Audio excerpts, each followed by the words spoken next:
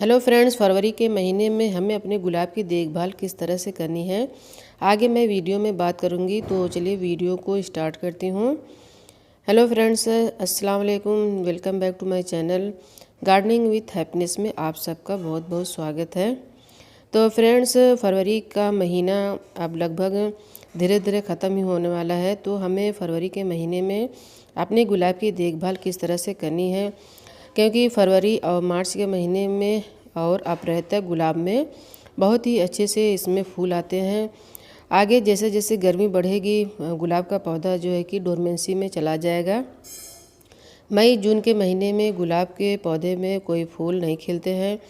तो इस टाइम हमें अच्छे से फूल लेने के लिए हमें अपने पौधे की देखभाल किस तरह से करनी होगी। तो आज मैं एक ऐसा होममेड फर्टिलाइज़र बताऊंगी जिसका आप इस्तेमाल करके अपने पौधे को अच्छी ग्रोथ ला सकते हैं, अच्छे से फूल पा सकते हैं।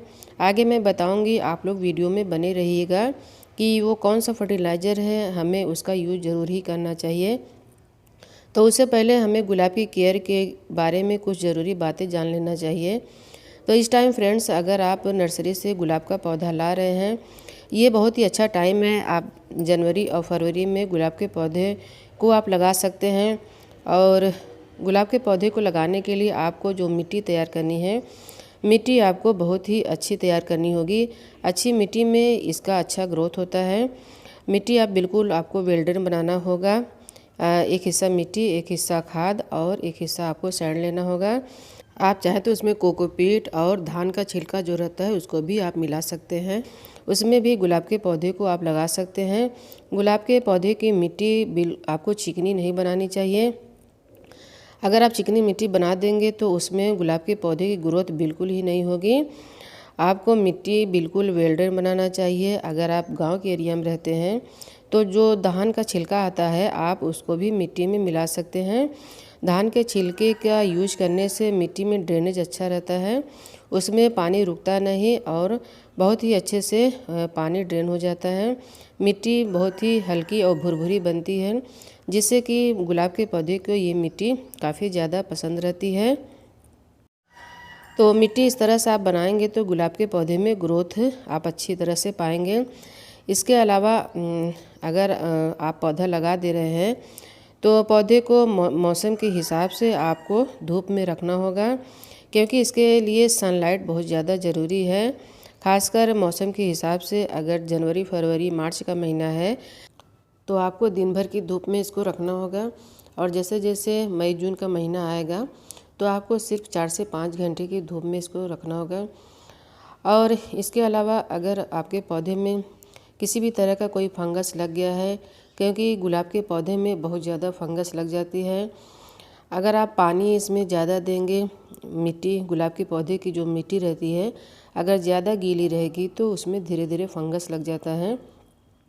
तो फंगस को मारने का बिल्कुल एक आसान तरीका ऐसा है कि आप मिट्टी को गुड़ाई कर दीजिए। गुड़ाई करने के बाद आप उसको 5 से 6 दिन के लिए आप उसको छोड़ दीजिए। जब मिट्टी पूरी तरह से सूख जाएगी तभी आप उसमें पानी डाल सकते हैं। तो बिल्कुल आसान तरीके से आप गुलाब के पौधे की मिट्टी में अगर फंगस लग गया है तो इस आसान तरीके से आप इसको ख़त्म कर सकते हैं। गुलाब के पौधे पे अच्छी ग्रोथ पाने के लिए आपको 1 चम्मच चायपत्ती का यूज करना होगा। और 1 महीने में 1 बार आप चायपत्ती का यूज कर सकते हैं और 1 चम्मच कॉफ़ी का भी यूज कर सकते हैं। इसके अलावा चलिए मैं बताती हूँ कि होममेड फर्टिलाइज़र को आप किस तरह से बना सकते हैं। तो यहाँ पर देखिए, ये संतरे के कुछ छिलके हैं। इस टाइम पर आपको घर पर आसानी से मिल जाएंगे। इसको आपको बिल्कुल ही नहीं फेंकना है। इसका बहुत ही अच्छा फर्टिलाइज़र बन के रेडी होता है, क्योंकि गुलाब के पौधे की मिट्टी जो है एसिडिक को पसंद करती है। तो एसिडिक बनाने के लिए हम चायपत्ती का यूज़ करते हैं, कॉफ़ी का यूज़ करते हैं। और इसके अलावा आप छिलके का भी यूज़ कर सकते हैं, जैसे संतरा का छिलका हो गया। इसका यूज आप गुलाब के पौधे पे भी कर सकते हैं, गुड़हल के पौधे पर भी कर सकते हैं। क्योंकि हमारे पौधे में अगर पोटेशियम की कमी हो जाती है, नाइट्रोजन की कमी हो जाती है तो आपके गुलाब के पौधे में ग्रोथ रुक जाती है, उसमें फूल नहीं आते हैं। अच्छा फूल पाने के लिए आपको डीएपी का भी इस्तेमाल करना चाहिए। डाया अमोनियम फास्फोरस है। डीएपी में नाइट्रोजन फास्फोरस की मात्रा ज़्यादा रहती है, जिससे कि हमारे गुलाब के पौधे के लिए बहुत ही अच्छा रहता है। तो चलिए संतरे के छिलके को फर्टिलाइज़र किस तरह से बनाना है। इसको आपको अच्छी तरह से सुखा लेना है धूप में। सुखाने के बाद आपको इसको बारीक पीस लेना है। पीसने के बाद आप इसमें पानी डाल देंगे, फिर इसको एक बार पीसना होगा। इसका लिक्विड फर्टिलाइज़र आपका बन के तैयार हो जाएगा और सूखा भी आप उसको अपने पौधे में डाल सकते हैं। इस फर्टिलाइज़र को महीने में आपको सिर्फ एक बार ही यूज़ करना होगा। पौधे की मिट्टी को एसिडिक बनाने के लिए बहुत ही अच्छा ये तरीका है। अब हमको इसको छान लेना है। छानने के बाद जो लिक्विड फर्टिलाइज़र बनकर तैयार हुआ है उसको हम पौधे में यूज़ करेंगे। और जो ये बचा हुआ पार्ट है आपको इसको पौधे में बिल्कुल ही नहीं डालना है। अगर इसको आप डाल देंगे तो पौधे में फंगस लग जाएगा। इसको आपको फेंक देना है। इसका यूज़ आप बिल्कुल ही ना करें। अगर कर लेंगे तो पौधे में बहुत जल्दी फंगस लग जाएगा। तो महीने में सिर्फ एक बार ही इसको यूज़ करना है। तो किस तरह से यूज़ करना है, पौधे में कितना देना है, तो चलिए आगे मैं बताती हूँ। आप लोग स्टेप बाय स्टेप इसका फॉलो करके अपने पौधे में अच्छी ग्रोथ ला सकते हैं। तो फ्रेंड्स, कुछ लोगों का कहना रहता है कि हमारे पौधे में ग्रोथ अच्छी हो रही है लेकिन उसमें फूल नहीं आ रहे हैं और उसमें कलियां नहीं बनती हैं। तो पौधे में ग्रोथ अच्छी लाने के लिए आपके पौधे में पोटेशियम कमी हो जाती है, नाइट्रोजन और कैल्शियम की कमी हो जाती है। तो आपको डीएपी का भी इस्तेमाल कर लेना चाहिए। डीएपी में बहुत ही अच्छा फास्फोरस रहता है और नाइट्रोजन की मात्रा उसमें ज़्यादा रहती है। तो आप 2-4 दाने डीएपी का भी इस्तेमाल कर सकते हैं। इससे पौधे में अच्छी ग्रोथ हो जाएगी। और महीने में सिर्फ एक बार आपको ऑर्गेनिक खाद भी देना होगा, जैसे केले का छिलका हो गया, या तो आप आलू के छिलके का भी फर्टिलाइज़र बना कर दे सकते हैं।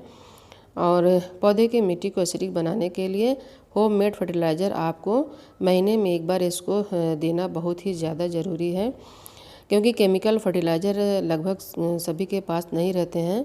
तो हमें ऑर्गेनिक फर्टिलाइज़र का भी यूज ज़रूर करना चाहिए। इससे भी बहुत ही अच्छा रिस्पांस मिलता है, पौधे में अच्छी ग्रोथ हो जाती है। तो आप जब भी कोई भी खाद आपने मिट्टी में दे रहे हैं तो मिट्टी की गुड़ाई ज़रूर कर लेना चाहिए और उसको सुखा लेना चाहिए। इससे पौधे की मिट्टी में किसी भी तरह का कोई फंगस लगा रहता है तो वो धूप से मर जाते हैं। डीएपी का इस्तेमाल आपको महीने में सिर्फ एक बार ही करना होगा। आप कोई भी फर्टिलाइज़र अगर आप यूज़ कर रहे हैं, चाहे ऑर्गेनिक हो चाहे तो केमिकल हो, सिर्फ महीने में एक बार ही आपको अपने पौधे में देना होगा। गुलाब का पौधा हैवी फीडर प्लांट रहता है तो हमें महीने में एक बार इसे कुछ न कुछ देना ज़रूरी रहता है। जब आप इसको हमेशा फर्टिलाइज़ करते रहेंगे तो ये बहुत ही अच्छे से फूल देता है। और फंगस लगा रहता है तो आपको स्प्रे भी करना होगा हर 15 दिन के अंदर में। पत्तियां ख़राब होने लगती हैं, अगर पत्तियां मुड़ने लगती हैं तो आपको इंसेक्टिसाइड का भी स्प्रे करके पौधे की पत्तियों को ठीक करना होगा। तो यहाँ पर देखिए फर्टिलाइज़र रेडी हो गया है। अब पॉट के हिसाब से आपको 100-200 ml अपने पौधे में दे देना है। तो कोई सा भी आप गिलास ले सकते हैं, छोटा या बड़ा। एक गिलास 200 ml के लगभग आपको अपने पौधे में दे देना होगा। दोस्तों, ये संतरे के छिलके का फर्टिलाइज़र गुलाब के पौधे के लिए बहुत ही अच्छा बेनिफिशियल रहता है। इससे मिट्टी जो है कि एसिडिक बन जाती है। हमें अपने गुलाब के पौधे की जो मिट्टी है उसको महीने में एक बार ज़रूर ही एसिडिक बनाना होगा। अब इसके बाद देखिए हमने छिलके का पाउडर बना लिया था और इस पाउडर को भी इस तरह से आपको देकर मिट्टी से ढक देना है। इससे आपके पौधे में पोटेशियम, नाइट्रोजन, फास्फोरस की कमी नहीं होगी। और आप चाहें तो केले का छिलका का भी पाउडर बनाकर आप अपने पौधे में दे सकते हैं।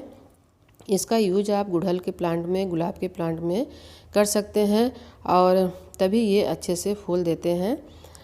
अगर आप अपने गुलाब के पौधे में हमेशा केमिकल का यूज़ करते रहेंगे तो पौधे ज़्यादा दिन तक नहीं रहेंगे, क्योंकि पौधा जो है कि ये परमानेंट प्लांट रहता है।